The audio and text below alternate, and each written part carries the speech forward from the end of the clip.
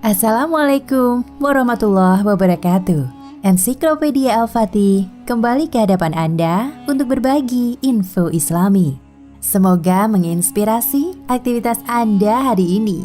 Dan jangan lupa klik tombol subscribe dan aktifkan notifikasi tombol lonceng agar tidak tertinggal berita terbaru dari Ensiklopedia Al-Fatih.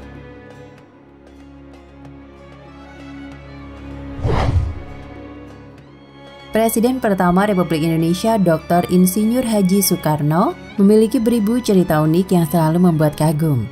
Tidak hanya dikagumi di dalam negeri saja, namun Soekarno merupakan sosok yang juga sangat dikenal di berbagai negeri, salah satunya di Saudi Arabia. Ada salah satu peristiwa menarik ketika Bapak Proklamator Republik Indonesia ini menunaikan ibadah haji dan berziarah ke makam Rasulullah SAW pada tahun 1955. Pada saat itu Bung Karno, sapaan akrab Soekarno, melepas segala atribut pangkat kenegaranya saat akan menghampiri makam Rasulullah SAW.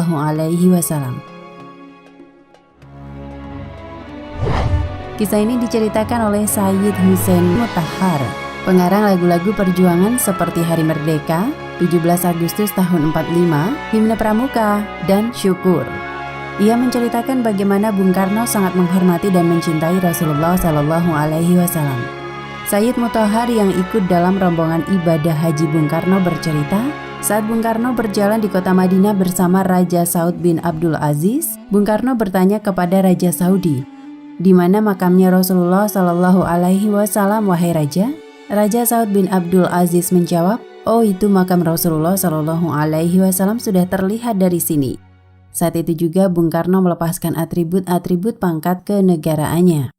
Raja Saudi pun heran dan bertanya kepada Bung Karno, "Kenapa Anda melepaskan itu semua?" Bung Karno menjawab dengan tegas, "Yang ada di sana itu Rasulullah SAW. Pangkatnya jauh lebih tinggi dari kita, aku, dan dirimu." Kemudian Bung Karno berjalan merangkak menghampiri makam baginda Nabi SAW. Bung Karno bersama beberapa rombongan sempat mengheningkan cipta dan berdoa di samping makam Rasulullah SAW. Bung Karno pun tak kuasa menahan tangisnya di depan makam manusia agung itu. Apa yang dilakukan Bung Karno saat ziarah ke makam Rasulullah SAW patut diapresiasi.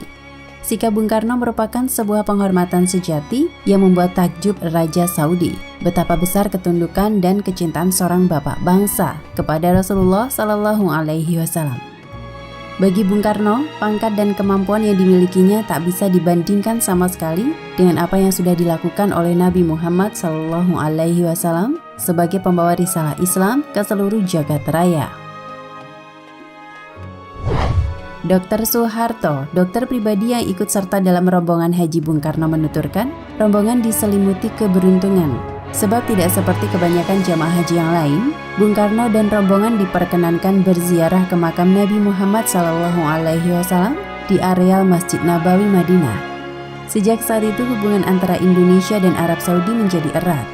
Kedatangan Bung Karno disambut langsung Raja Saudi, Saud bin Abdul Aziz Al Saud. Hubungan baik itu pun terjalin hingga sekarang.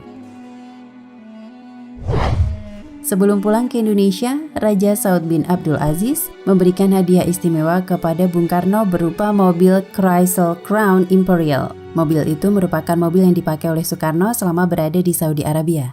Lebih lanjut, Dr. Soeharto mengatakan, Bung Karno juga memberi pesan spiritual kepada dirinya dan didengar anggota rombongan yang lain. "Toh, kamu hendaknya jangan mempergunakan predikat haji sebelum kamu betul-betul dapat mendirikan, tidak sekedar menjalankan, sholat secara tertib sebagaimana yang diperintahkan." Demikian nasihat Bung Karno. Al-Habib Abu Bakar bin Hasan Al-Attas Az-Zabidi, ulama yang dekat dengan Gus Dur, menyebutkan alasan kenapa makam Bung Karno sampai saat ini ramai dikunjungi banyak orang. Itu karena Presiden pertama Indonesia itu sangat memuliakan Nabi Muhammad SAW. Hingga saat ini, makam Bung Karno di Blitar, Jawa Timur selalu ramai dikunjungi warga dari penjuru daerah. Nah, pemirsa Ensiklopedia Al-Fatih, sampai di sini perjumpaan kita kali ini. Semoga menginspirasi.